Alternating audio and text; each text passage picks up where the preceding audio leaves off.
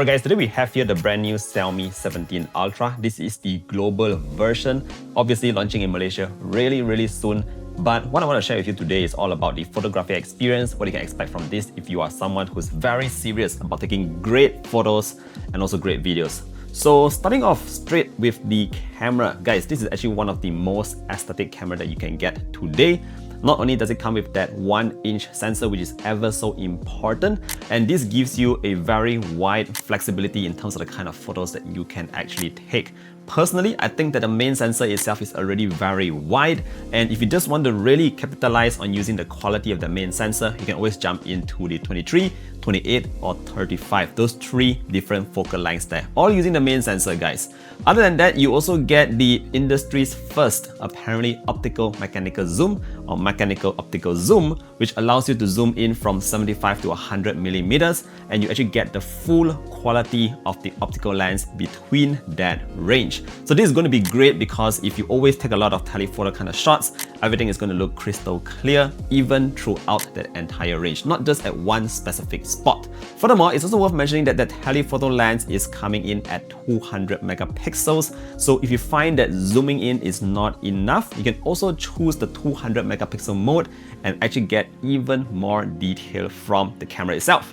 I must also highlight that the ultra-wide sensor on here, not many people talk about the ultra-wide sensor, is also really strong. You're going to get awesome photos on here. But that's just a very quick overlook in terms of the hardware.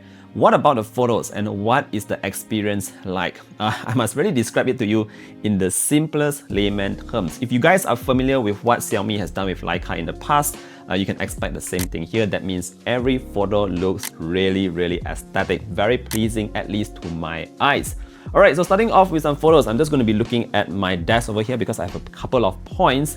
Naturally, you have the Leica mode both in authentic and vibrant. I think the authentic gives you the best feel, the best vibe in terms of just taking the perfect shot. However, if you want things to look a bit vibrant, maybe if you want to shoot something at night, this is where you can actually jump into the vibrant mode.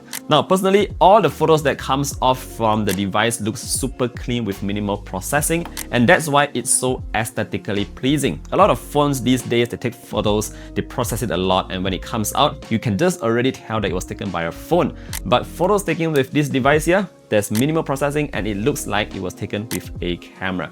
Now let's take a look at some camera shots. So starting off with this, what they call it, the snow lake, as well as snow monsters. Now you can see that this is actually a very quite challenging kind of environment to shoot, not only because the sunlight was extremely strong, but there's a lot of shadows going on. I noticed that the camera itself was able to capture very good photos, and that's because it also comes with that low-fig HDR.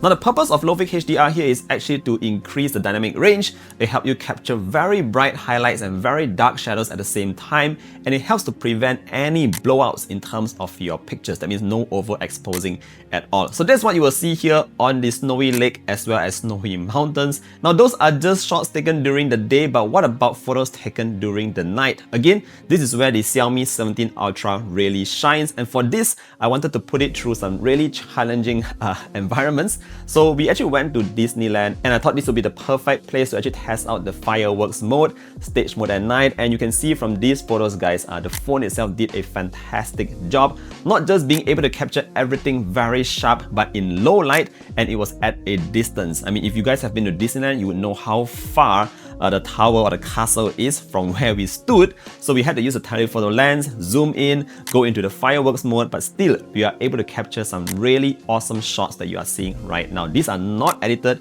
these are all straight out of camera. So very impressed with how fast the camera could actually stop the fireworks in the air.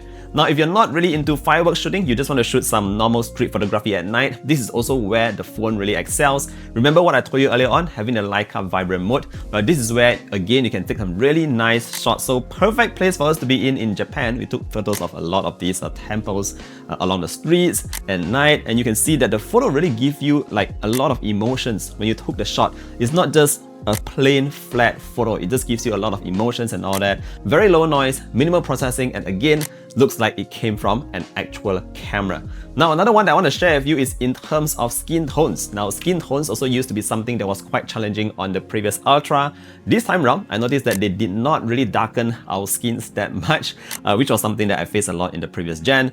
It looks more natural right now. Again, much improvement has been done to making sure your skin tone looks as realistic as possible. I strongly recommend you shooting people in the portrait mode, or if you're just using the main normal photo mode, make sure you use the Leica Authentic so that everything looks a bit more natural. Now, finally, when it comes to videos, I think there's a lot of improvements over here as well. Not only do you also get low fake HDR with video mode, there's also low fake HDR on log mode, as well as 4K 120 FPS on log mode. So a lot of versatility there when it comes to taking videos. Now, all in all, I actually took more than 2,000 photos with the Xiaomi 17 Ultra, and I just feel that the 17 Ultra's camera is again something that's very aesthetically pleasing. The photos that come off here does not look like any other photos that comes from any other smartphone out there. It's just very different. It gives you a specific kind of taste to the photo itself, again evoking a lot of emotions when you just take a look at the shots themselves. So if you're looking for something uniquely different, very strong during the day, extremely strong during the night, even capturing fireworks and all that, this is actually a very versatile camera that not just street photographers should get, but also for your day-to-day kind of photos. If you travel a lot as well, this is something that you should definitely check out. Alright, so that's just in terms of the photo and camera experience, but just a very quick note on the performance of the phone. Naturally, we do have the Snapdragon 8 Elite Gen 5 in here. That means everything is very fast, multitasking, jumping into apps, even light gaming is fine as well. You also have that 6.9-inch display at the front, which is fairly large. The bezels are actually very symmetrical, which is nice. But more importantly, taking photos during the day under very strong sunlight, no worries at all because the display can get very bright. Furthermore, in terms of the battery, we do have a 6000 mAh unit in here, which is actually good enough for a day-to-day use.